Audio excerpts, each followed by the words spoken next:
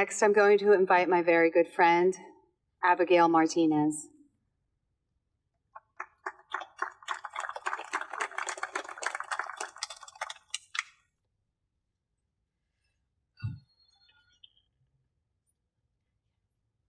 My name is Abigail Martinez.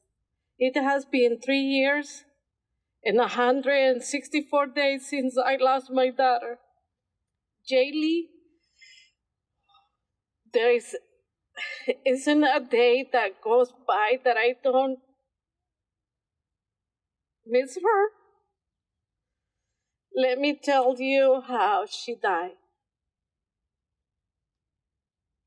She was murdered by gender ideology.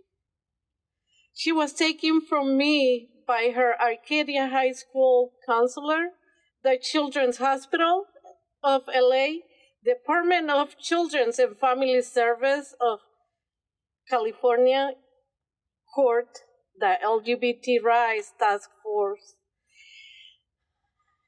and she in the state of California.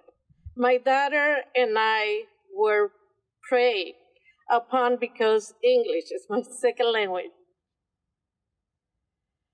And it's more. All of these groups place my daughter's gender confusion, her gender identity, above her mental health.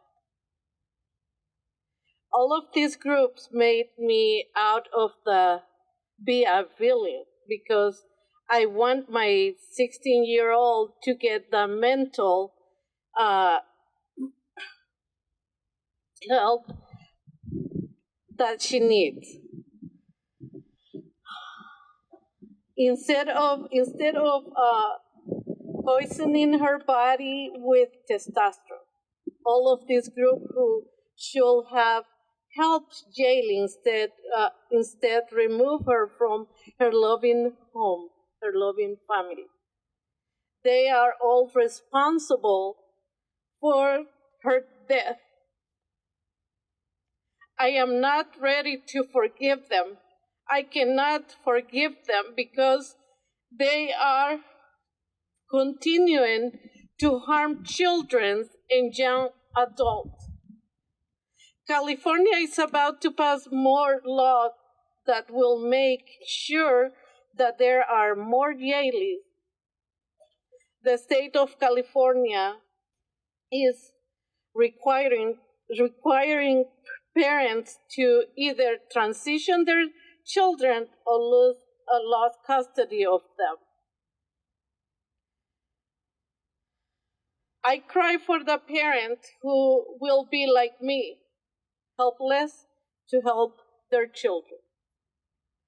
Parents are given one option: to treat their distressed child, affirm the child's gender identity, medicalize and remove healthy body parts. I lost custody of my daughter when she was just 16 because I refused to call her a male name. That was my crime, a name and a pronoun.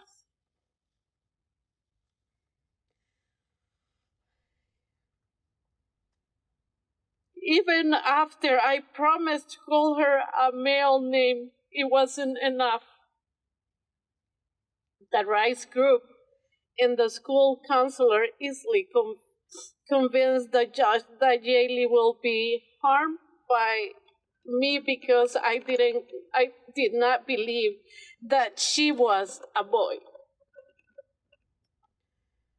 The state wanted to control my belief. The state took Jaylee from my home, the place that she shared with her brother and sisters, a place where she was loved. I begged them to please give her the mental health treatment that she needed for her depression, a psych evaluation.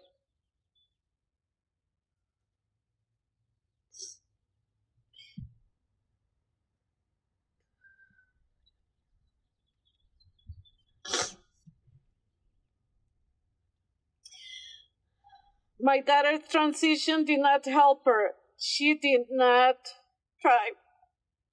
Her unnecessary time in foster care, where she slept on floors, did not have enough to eat, made things worse.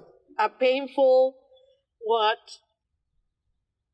her decline, with no ability to help her because the court limited my time with her. Almost 3 years after the false claims of emotional abuse took my child away from me, I was absolved of any wrongdoing, but it was too late. The damage was done. My daughter was in such a mental and physical pain that at the age of 19, she knelt in front of a train. There was nothing of her left. My daughter was murdered by trans ideology. I'm here to plead with the lawmakers. Stop pushing gender ideology. Please, I don't want any parent to feel what I feel every single day of my life. Thank you.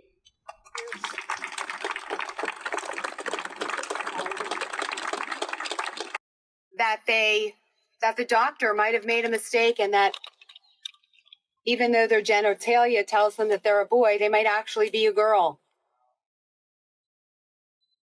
The faucet has been turned on for more kids to be gender confused because California public schools are pushing this lie. They are pushing it in secret behind closed doors with secret clubs that happen at lunch. They are cutting the parents out.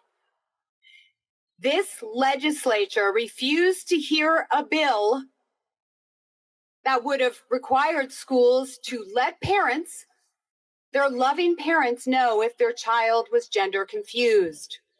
They wouldn't even hear the bill. Because why? Because loving parents, we're all bigots and hateful. It's a huge lie. They want to transition our kids. Each child is worth $1 to $1.5 million to the medical complex. And they are lifelong medical patients. They never get off the medical train. So please let me introduce our next speaker, Harrison Tinsley. Remember, these are real world stories. Thank you, everyone. My name is Harrison Tinsley. I'm a single dad in California. I stand here against all of these bills that are passing that will harm children and parents who believe that their children are perfect just the way they were born, with the sex observed at birth. California Democrats are penalizing parents who want the children to grow up healthy with intact bodies. AB 957 should terrify every single parent in this state. Every bill related to gender favors the parent who will transition the child. The state is forcing parents to abuse their children or lose them forever. I've been fighting in family court my son's entire life. I didn't meet him till he was 15 months old, in spite of being in court the entire time, so I know how vindictive and unfair family court can be. My son's mom, since he was about 2 years old, has been trying to treat him as non-binary, putting dresses and makeup on him. In spite of my son knowing full well that he's a boy, if you ask him, he'll tell you, I'm a boy, and I love being a boy, and I just want him to be happy with who he is. Does this make sense to anyone? Are we losing our minds? I finally have half custody now, thank God, and I get a precious 3 or 4 days a week with him. But if AB 957 passes, I might not have that honor anymore. My son's mom can use this bill and claim with no evidence that he's not a boy anymore and I can lose custody of him. I can get convicted of a crime for telling my son the truth. We know how that'll play out because California is a trans sanctuary state. Will it work both ways? If I say in court, look, my son says he's a boy, she's saying he's non-binary. Does that mean that I'm going to win custody as well? I somehow doubt it. California hates regular parents and is waging war on families. Kids can't consent to these life-altering surgeries or hormones. Why should any parent be able to consent to the change of the sex of their child themselves? If we allow this, we allow their lives to be ruined forever. There's a reason why we already all agree that kids can't buy alcohol, tobacco, guns, they can't get tattoos. We all agree upon these things. We know that they don't have rational minds fully developed to make sound decisions that will alter their lives forever. Please be aware of some startling statistics, as narcissistic parents are transitioning their kids and claiming that they're trans as young as even toddlers, 2 years old. I've seen it firsthand.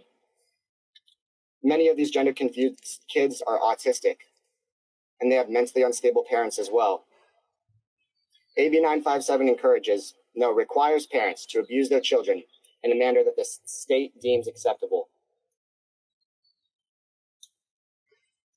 They want to confuse kids, pump them with drugs, and remove their healthy genitalia. It's state-sanctioned abuse. What is not state-sanctioned is loving your child's natural body, teaching them facts and reality. Children believe in Santa Claus. A man on a sled flies on with reindeer to every single house in the entire world and delivers a present to each boy and girl. Kids believe in Spider-Man, Batman.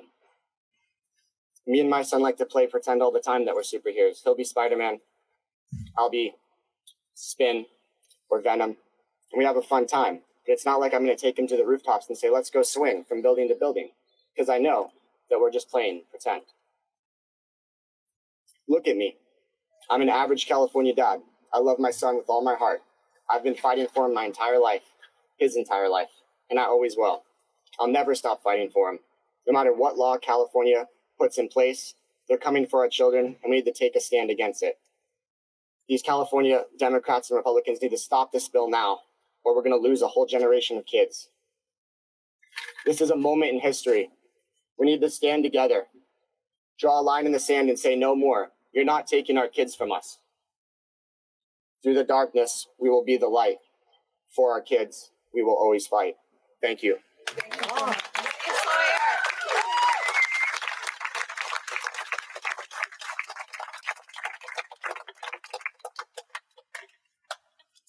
Thank you, Harrison, for sharing your story and for loving your son so much, for working so hard, for spending all your money and safeguarding your child. He's worth it. They're all worth it. Next, I'm going to introduce Jennifer Kennedy. She's a licensed attorney, and she's going to talk about another bill that's being heard today, AB 223. And when you hear about this bill, you have to hear about it in the framework of how all of these bills are coming together. A little one over here, another one over here, another one over here. And what are they designed to do? They were all designed to take our children from us. They were all designed for the state to control what we want to do with our children's bodies. So take it away, Jennifer. Thank you, Erin. Thank you. Hi, everybody. My name is Jennifer Kennedy. I'm an attorney in Pasadena. I've come up for the day. It's important that we all come up here and make our voices heard. So not a lot of people maybe have heard about AB 223. And as Erin just said, these laws that have come out of the legislature this session, they're all working together. They are like train cars, stacked one after the other, with every single one aimed at our children, our relationship with our children, and our rights as parents. And they are barreling down the track at us. And today is the day we need to stop at least two of them. We need to stop another AB 665 on June 20th, because this train is not stopping unless we stop it. AB 223, which is going to be heard today at the end of the agenda, it's going to be the caboose today. AB 223 seems like it's a good idea on paper. It seems like it is something that you might want to do. And I'll tell you what AB 223 does. It wants to seal the requests to change a birth certificate of a minor and change that gender marker. And they want adults to be able to come into court and change the gender marker of the child and then hide it from public access. These records are typically public records. And the theory goes here under AB 223 that this bill sealing these public records is necessary to do what? To protect trans and non-binary youth. This bill sealing changes to their birth certificates and the gender marker on their birth certificate is supposed to protect them because, here's the theory, their classmates are going to Google on the internet and they're going to somehow find these court records that identify this change of gender. And then they're going to bully them, and they're going to bully them so hard that they're going to commit suicide. They're literally linking AB 223 to suicide of trans youth. Number one, there's no such data breaking out this type of suicide. Regardless, though, if you're a parent in the state of California and your kid's in public school, you know full well these kids are out. They are out to their friends. They are out to their teachers. Why? Because on the first day of school, they are asked, what's your preferred pronoun? What's your name? Do you have a chosen name or a nickname you'd like me to call you and you'd like me to keep secret from your parents? The kids are out to each other. They are over it. This is not an issue that kids are bullying kids on. This is what we call a red herring. And secondly, which kids are going to be Googling on the internet and be able to access? These are court records we are talking about. You cannot do an internet search and find court records. You got to know where the county they're filed in. You need to know the child's first and last name, etc. You need to know all kinds of things. Plus, you have to have a credit card. It's hard for even adults to find public records on other people. You need to often make an account and have a credit card. You have to jump all through these hoops. So that doesn't sound rational. This theory of the bullying and finding documents to bully people, that's also a red herring. So no bullying, no records to be found. What is the reason behind this bill? We need to look at the language. It's not protecting trans and non-binary youth. It's protecting the adults who wish to come into court and change a gender marker of a child and hide that and hide what they are doing from the public. Also, this statute allows a non-related, an unrelated third party, such as an appointed guardian, to do this. Existing California law already lets just one parent make this change, or one guardian, a single individual, may come into court and change this child's gender marker to change and reissue a new birth certificate. That's the state of the law already. Oh, you can object. If you're a parent, you're the objecting parent, you can file a motion to show cause. You've got to hire an attorney and spend money, and you're going to lose because your child was born in the wrong state, as Adam said so aptly. The problem here is the unrelated third parties that are going to be allowed by the statute to come in and change a child's birth certificate and seal it and hide it. Because if you think hypothetically, what about the 85,000 migrant children that our federal government has announced that it lost? Where are those children? Where are their guardians? Where are their parents? Who has custody of them? And what might this be used to take those children and change their records, and then suddenly those children are gone? We hear from Adam and Harrison about their very young children with their ex-spouses that wish to change the gender of their very young children. They would be able to go into court and change those records and possibly have those sealed and make them jump through hoops to try to find them and find what's the new name to even find this child if they were to try to take the child. AB 223 is the legislature with a solution to a non-problem. They are trying to create a problem in order to hook up this next train car in the train of all these anti-parent and anti-family bills. You have to have a good reason to shut off public access to public records. There's no good reason here. And there's a Pandora's box of bad consequences and severe consequences that can result not in hypotheticals, but in real harm to real children. We can come up with all kinds of hypothetical fact patterns of what might happen. I don't want to have to do that. I don't want to be right that that's exactly what this is going to be used for. And my question to the legislators who might be tempted to pass this out of committee is, do you want to be wrong? Do you want to be on the side of allowing records to be changed secretly and children to be gone without a trace, unfindable by either their family or their parent or anyone? AB 223 is just as dangerous as the rest of these bills. The legislature wants your kid. They're going to take your child with 957 and 665. They want your kid to be trans. They're going to trans that child with 957. They're going to change your child's birth certificate, and they're going to do that as easy for them and as hard for anyone to object. And that's 223. So I urge everyone to contact your legislators and let them know you are not part of this train and you're here to stop it. Thank you. Thank you.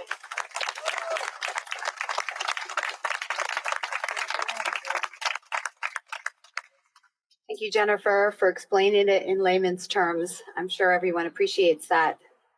This is what they do. They try to write language that we can't understand. They try to write language that sounds nice. It sounds kind. In my former life as a liberal, kind person, I would have fallen for it. I would have said, of course, we want these kids not to be bullied. But you have to dig deeper and see what really the intent of the legislature is to do. It's to make it easy for kids to just disappear. So let's talk about the third bill, because there's always a third and a fourth and a fifth. The third bill is AB 665. We've already discovered how they're going to take the child from the parents who won't affirm their kid. We've already talked about how they're going to hide the child. Now let's talk about how the child is going to hide themselves. Tara?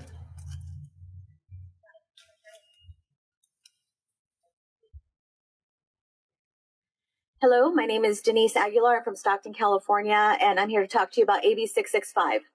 This bill medically emancipates 12-year-old children and will give them the ability to leave their home and go into a group home and become a ward of the state. I think we all have to ask California legislature why they are so convinced that separating families is the route and the journey to go instead of creating resources for families for mental health. After coming off of a 3-year lockdown, our children have been isolated, and with the social media going on and the pressures to be socially acceptable, children are going to make the decision to go into an already fractured system that is the CPS system. I have been involved in this system since I was 12 years old, and it is a life-changing experience that will damage you, and the trauma will never go away. Why would we allow 12-year-old children to make these decisions when California legislature already has laws against interrogating people under the age of 26, against vaping and marketing to people under the age of 26, yet we allow 12-year-olds to make the decision to leave their loving families and go into a place where predators lie. This bill has been misrepresented to state insurance parity, that children on Medi-Cal services will be able to get the same services as children on private pay insurance. Yet there's no mention of that in any kind of fiscal appropriations hearing. Why is there no money allocated to the Medi-Cal services if they're going to expand it? What this bill does is it targets our children, and I can tell you firsthand what neighborhoods they come to first. I urge the California legislature to look at this bill and actually read it and see what kind of backlash you're going to have in the community. Hello, I'm Tara, also co-founder of Freedom Angels, human civil rights organization based out of California.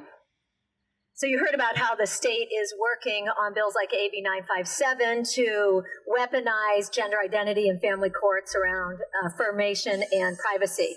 AB 665, as Denise said, will be heard next Tuesday on the 20th in the same committee, Judiciary Senate. What it does is it emancipates every 12-year-old in the entire state of California forever around the decision to go to a residential or group home. Our children at 12 and up are at their most vulnerable.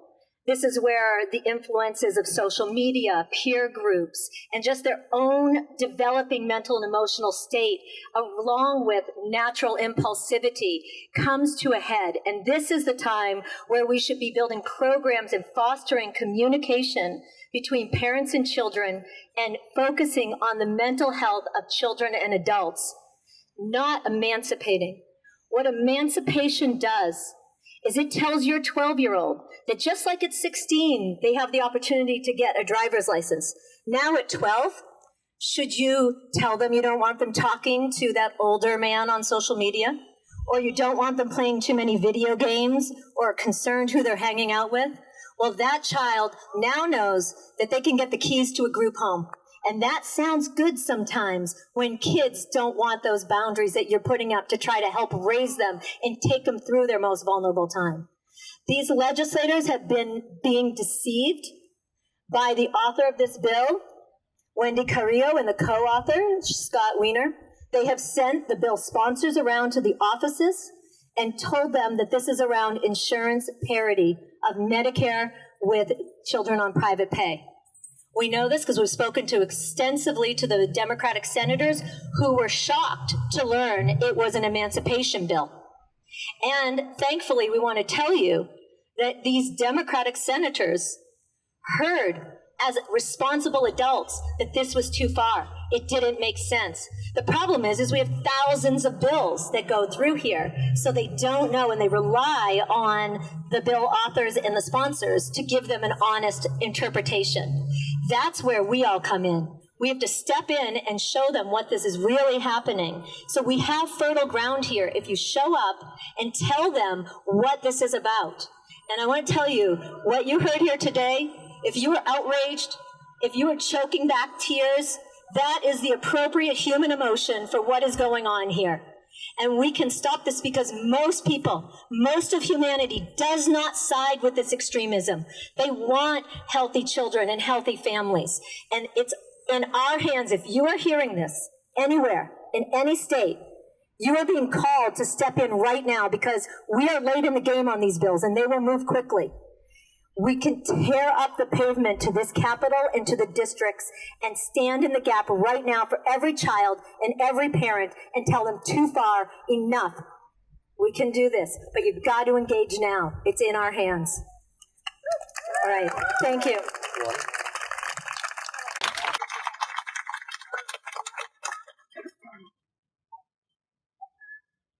Thank you so much, Freedom Angels.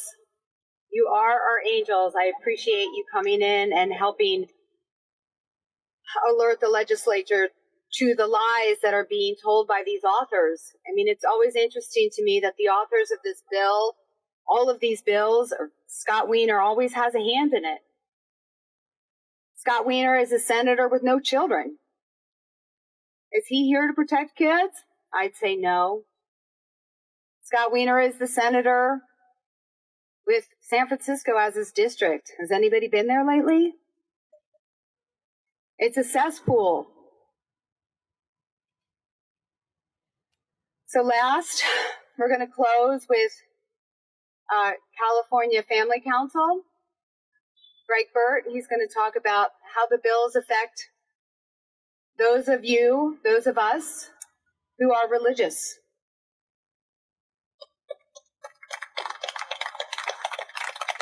Thank you, everybody. My name is Greg Burt. I work for the California Family Council.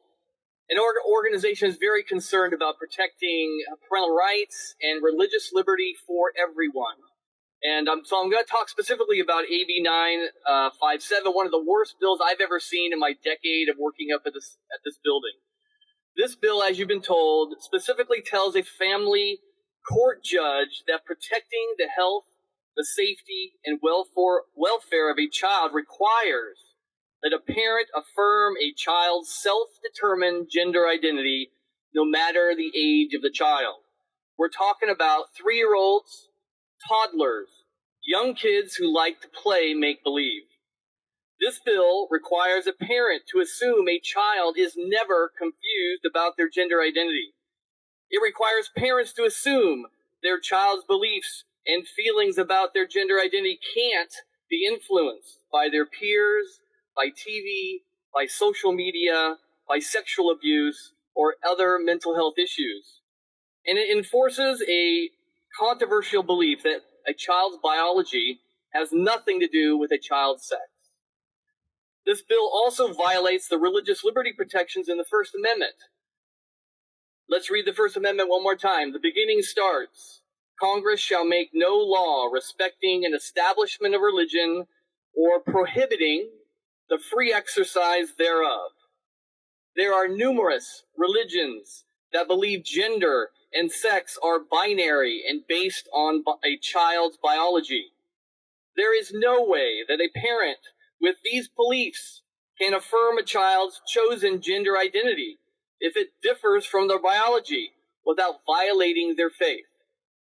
So in short, this bill enables the state to take children from their parents if those parents want to raise their children to believe as their religion teaches. How does this not violate the First Amendment? It does. It's completely illegal.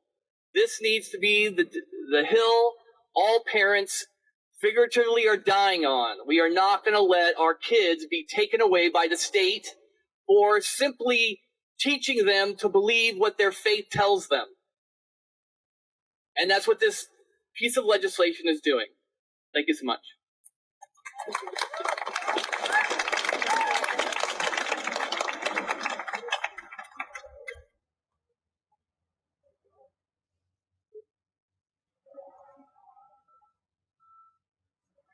I want to thank everyone for coming. I want to thank everyone for listening. And anyone out there, if you are silent, if you stay silent, if you just shake your head and do nothing, you are complicit. We need you. We need everyone to stand up because you know what? We have the truth on our side and there's more of us who want to protect our kids. And don't think that this doesn't touch you. It touches every single Californian. It touches every American, all of us.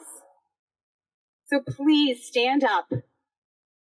We're going to move over to the Annex building, which is 1021 O Street. We're going to have our hearing. And I would like you to look at all those lawmakers in the eyes. Make sure they're watching you. Make sure they see us. Make sure you let them know that you're a Democrat, that you're a lesbian, that you're religious, that you're a mom, that you're a sister, that you're a mother, that you're a father, that you're a brother, that you're a teacher, and you say no. Let them know. It's all of us together. We're unified in this fight. Thank you so much.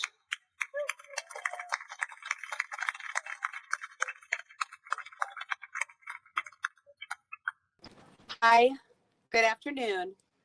Thank you for coming today. My name is Erin Frey, and I'm a co-lead of Our Duty. I'm also a licensed California attorney and a mother of a child who used to think that she was transgender. We are here today because California is about to vote on a bill that, if it passes, will make California the first state in the nation to find that parents who do not affirm their child's gender identity, no matter how absurd that identity is, whether it's asexual, autism gender, furry, cat gender, it doesn't matter. Whatever that gender is, if that parent does not affirm that gender, that parent is at risk of losing their child under a claim of child abuse.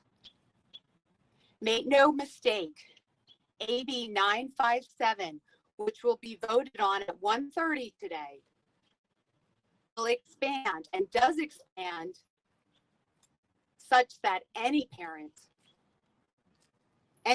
of any child at any age who does not affirm the gender identity of their child will be abusive because of 3 words in that statute: health, safety, and welfare.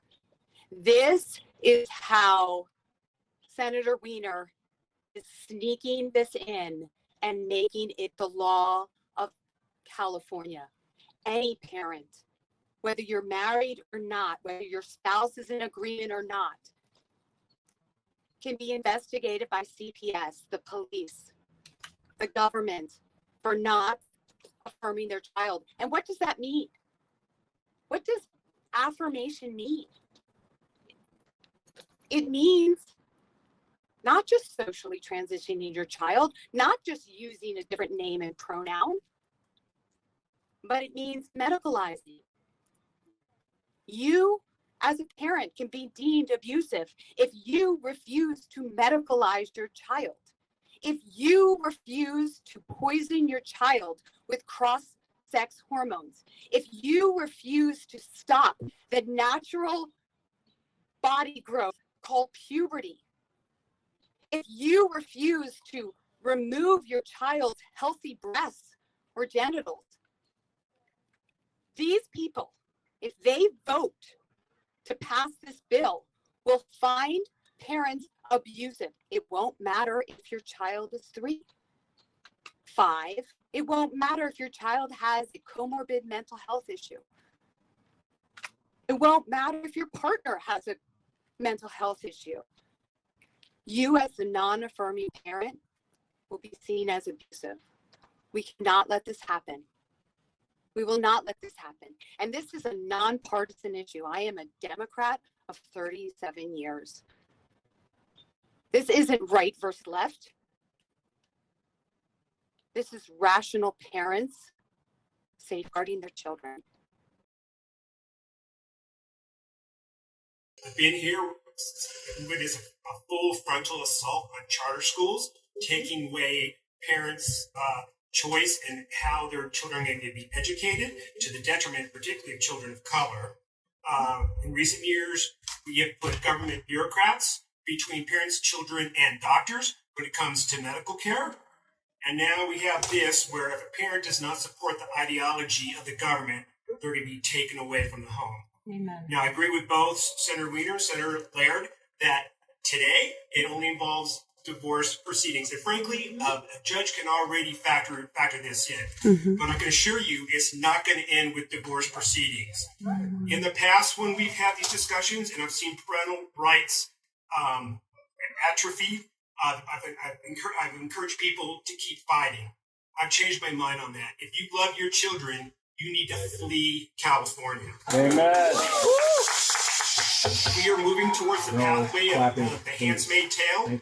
California is becoming the new Juliet, and it just breaks my heart. I'm born and raised in this state. I love this state.